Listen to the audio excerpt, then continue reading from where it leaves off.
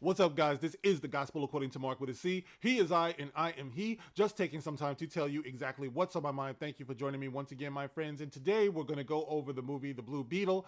I saw this a couple of days ago. You might have seen me talking on some streams about this thing, but I think I want to do a commentary on my channel because there is the actual movie. I want to give my thoughts on that. And then there's the discussion around the movie. I want to talk about that as well because this turns out to be kind of the way that I talked about the Black Panther. You have the movie, and then you have the phenomenon around the movie, okay? The movie's not doing too well in the theaters. To me, that's not a make or break. I mean, that's just what's going on with movies today anyway. Even Tom Cruise's movie, the latest one, Mission Impossible, didn't do too well. I just think that, I don't know. You know, a lot of people are, with streaming and everything like that, people are just not feeling the movies as much as we used to. You know what I mean? It's kind of a crawl getting back from the pandemic, and also the fact that Hollywood is on strike and we're not really happy with the writers in Hollywood anyway, what they've been turning out. So the enthusiasm just isn't there the way that it used to be. I don't think it reflects on these movies so much at all. But that's just my opinion, okay? So Blue Beetle is starring the kid from Cobra Kai, Xolo Mariduena, starring as Jaime Reyes, and this thing was directed by Angel Manuel Soto, and it was written by Gareth Donnet Alcocer. Okay, I know I'm not too good with the names, but yeah, so basically this movie has a very strong Mexican identity. I think that's refreshing. I think that it's great. I'm not really, threatened by that kind of thing at all. But, as far as the actual movie goes, it's pretty standard stuff as far as superhero movies go. Chances are you've seen this stuff done before. You've seen it done better. What this movie has going for it, I think, is the undeniable charisma of its star. I think Xolo Mariduena is great. I think he's going to have a great future in showbiz and Hollywood and things like that. The kid is multi-talented as well. I just saw a video from him. He's rapping, he's singing, whatever, dancing. He's like the real thing, man. So maybe I'll actually leave that link in the comments below, so you can check out his single that he's got.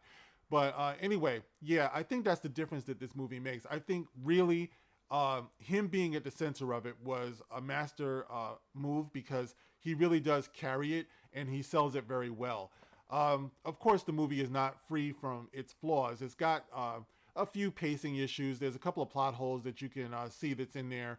I'm not going to give away too many spoilers, but what it's got going for it, I think, is first of all, it's got a really cool ensemble. All right, which is his family that's around him. There's no manufactured, like, going out of the way drama with them. They get along. They're in the middle of losing their home. But the cool thing about them is you get the idea that no matter what happens, they're going to be okay because they know how to stick together. They know how to pray for one another. It's three generations of Mexicans. It's the grandmother, it's the father and mother, it's the uncle, and it's his sister. And they all stick together. They do the little playful bickering and banter and things like that.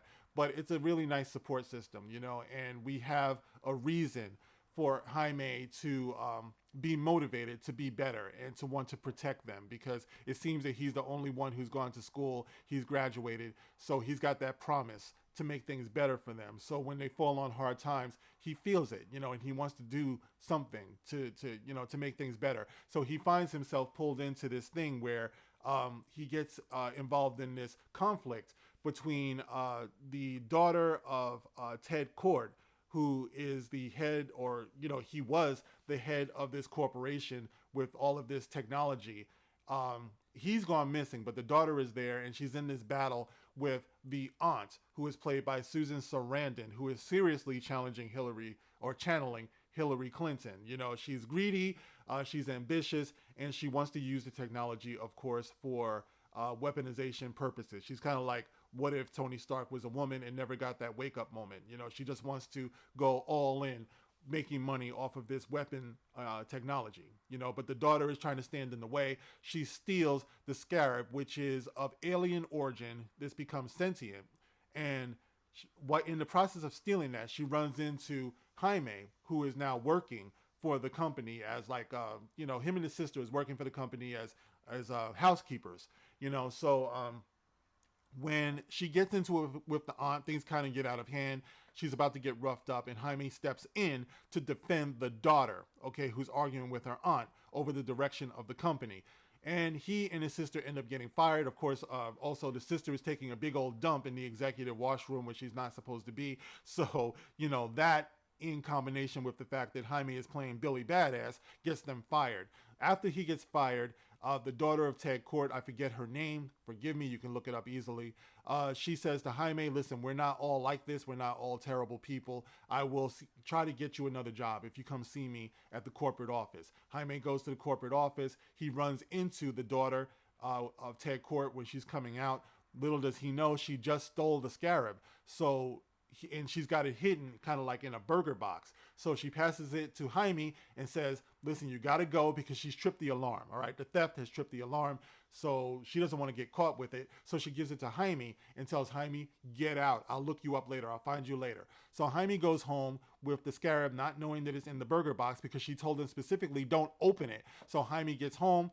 The family is like, what you got there, Jaime? And he's like, well, I don't know what this is. I just know that she told me not to open it. Of course, the family is like, she told me not to open it. Let's open it. So they go and they open it. Jaime's like, no, don't do it. They do it. And the scarab attaches itself, alien style, to Jaime's face. And it bonds with him.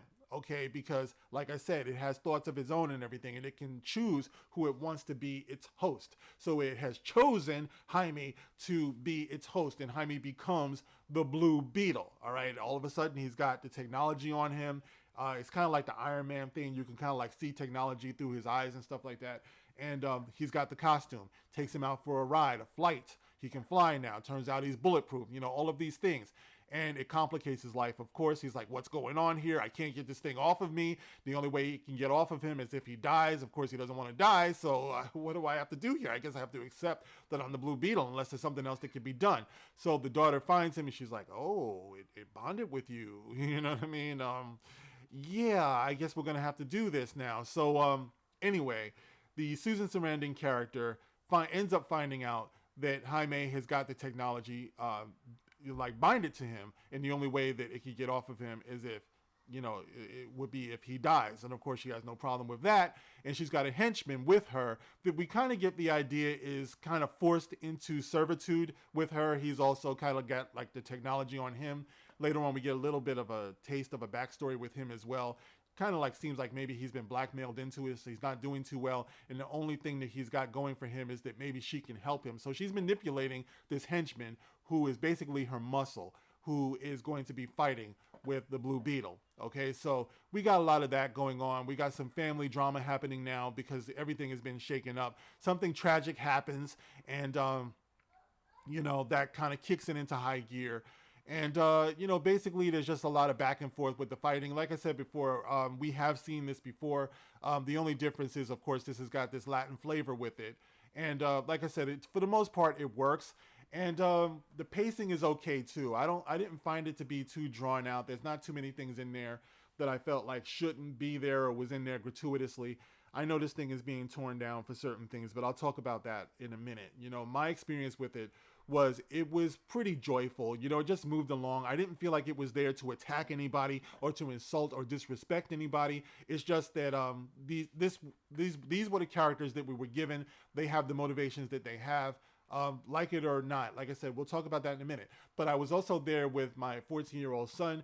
From his point of view, he really did enjoy the movie. He wasn't asking for anything other than something silly, a nice little time waster. I should say that we didn't intend on going out to see this. The only reason why I went to go see it is because I knew I was going to be talking about it on a stream. So I wanted to know what I was talking about. So I said, listen, kid, do you want to go see this with me? He said, okay. He wasn't checking for it either. He didn't know what was going on. But once we got in there, it was pretty enjoyable. And I should say also that I am not like some super Blue Beetle scholar. So I didn't know all of the backstory of this thing. I wasn't emotionally invested in it. So there's room for people who might have been to be offended by it if they made any overt changes. I understand that this was not the first iteration of Blue Beetle. That would have been somebody named Dan Garrett, who debuted back in 1940.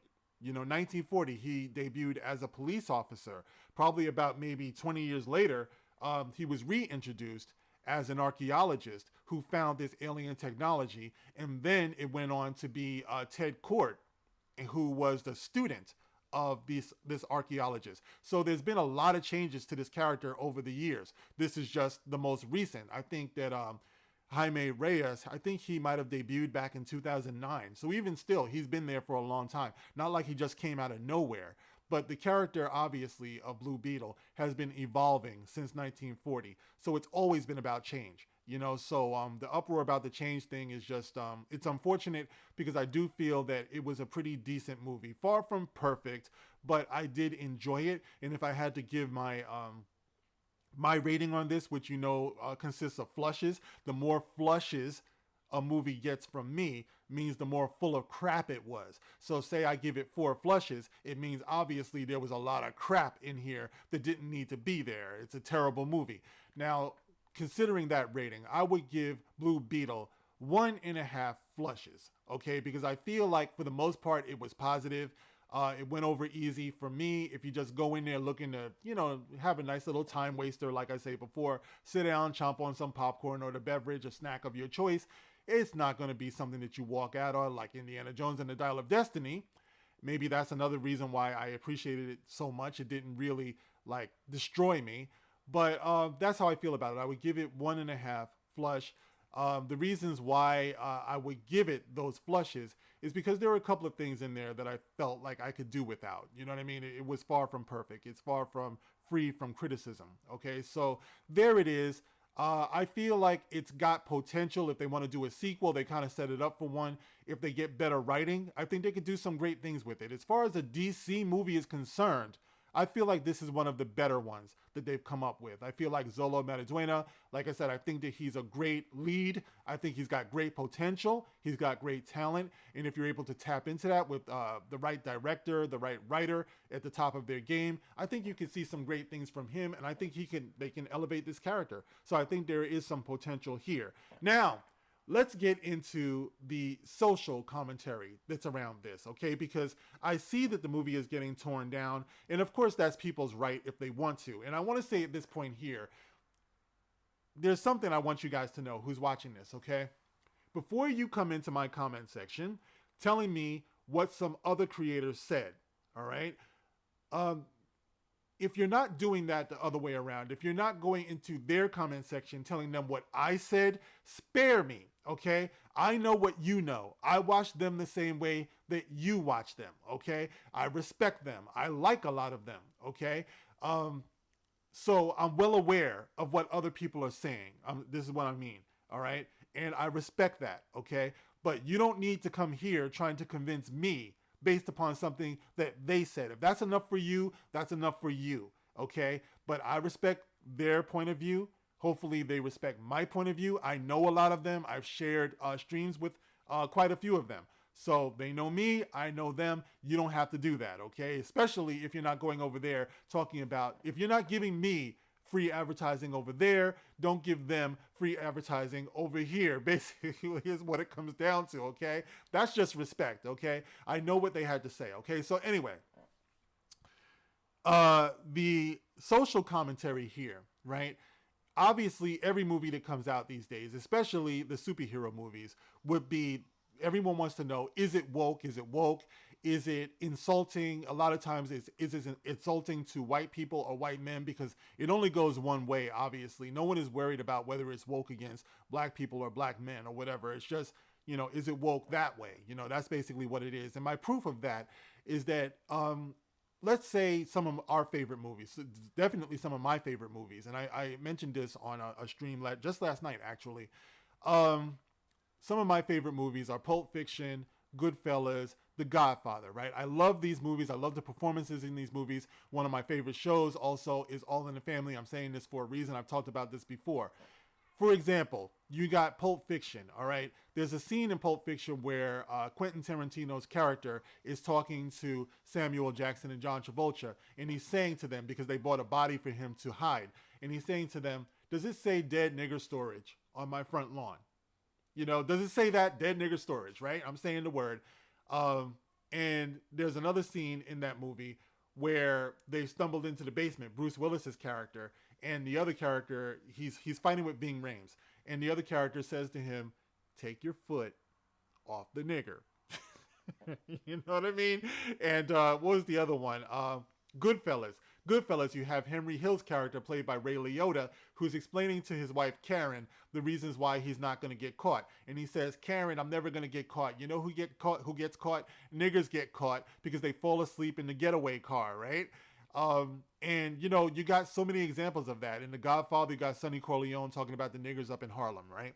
These are my favorite shows. I mean, movies. You know, All in the Family as well. Archie Bunker is a bigot. But see, the reason why I talk about this is because there are going to be some people who are hypersensitive about things like that. But for the most part, most of us understand that's the way those characters, those actual characters, speak. That's the way those characters are that have been created. They might be bigots, they might be insensitive, but this is a depiction of those characters and how they feel and their sensibilities, and I've always respected that. You know, in some cases I find it funny, like in Pulp Fiction. I died laughing with the dead nigger storage thing. It's just hilarious to me, you know what I mean? But, you know, this is what I'm saying, you know? So when you get a movie like this, right, I want to be sure, and you know, to remind people that you don't want to go too far in the other direction where we start being so damn sensitive that we can't have a depiction of flawed characters. Okay, now these characters feel like gentrification is running them out of their homes in this movie. Okay, they talk about white flight, you know, things like that, being paranoid maybe about the whole issue of immigration. You know, it's a very sensitive topic. But can you believe that there are some people in this world who feel that way? This is a depiction of some people in this world who feel that way. And we have to start getting a little bit more perceptive and understanding of the fact that you're going to see more of this, because there are actually annoyingly woke people in this world. And because movies are supposed to reflect the reality of who we are at this given time, then even if it's for comedy purposes, you might get some woke characters in your movie. Like right now, everybody is talking about Rachel Zegler. You know, this is the way a lot of people are walking around feeling, you know, for better or for worse. You know, AOC, you got all of these purple hair, you know, people out here, annoying people, BLM people, you know, also, you know, who are so hypersensitive about everything. Why wouldn't these people find themselves in certain movies? Even if, like I said before, it's for parody or comedic purposes, kind of like Archie Bunker. A lot of people think that All in the Family is actually a racist show. No, it was showcasing a bigot who actually represented a certain mindset of people during that time, which would have been maybe the early 70s, you know, things like that. We were just coming off of the civil rights movement. There was a lot of bigotry that was out there. There probably still is, but we're not as ballsy these days to actually depict that. We rather act like these things don't exist. And this is what I'm talking about. Those of us who critique movies like this, we have to be better than to be hypersensitive, especially in every case. There are movies that are so damn heavy-handed where you can't escape it, and it's downright damaging. You know what I'm saying? But when you look at a movie like this, to me, I'm not seeing that. I'm not going to be like, yeah, and you know, guys, I've done videos like this before, or I've done videos pointing out the unfairness, you know, towards white men, towards white audiences, things like that. I've been there. I've been there to say that's some bullshit. You shouldn't be doing that, whatever. But I'm not going to do that with everything that I see, if there's an element of that in there, especially if I recognize the honesty of the characters. You don't always have to like the characters. You know what I'm saying? Quentin Tarantino's character in Pulp Fiction was not there to be liked. Henry Hill was not there to be liked. But we're not going to blur the line by saying that Ray Liotta, may God rest his soul, was a gangster or someone who used the N-word regularly. I don't know the man personally, maybe he was, but I just know that he is well loved and respected as a performer. I've seen him in many interviews before. He comes across as very humble, things like that. I've always admired him, but he plays a role. So that's what I'm saying. It's like we have to, I don't know if I'm explaining this right. Get in the comment section, let me know if I am. Video's going long, I don't want it to go that long. But yeah, let me know if I'm explaining this right. We have to be the change that we want to see in this world, okay? We don't want a bunch of woke content, but the world is changing.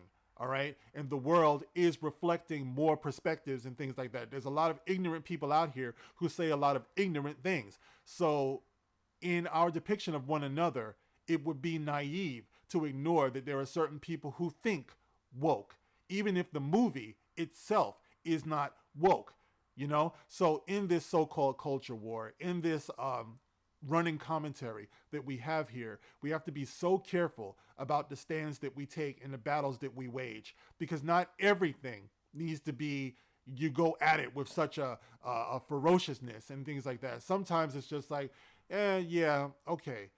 There's some elements of that in the attitudes of the characters and things, but I think you get a more complex character and you get a more satisfying story when you tell the story of complicated people, you know, who feel differently than you do. You can't always be threatened by people who think differently than you in the movies any more than you do in real life. That's how we learn, unfortunately, to stop listening to one another and stop learning from one another.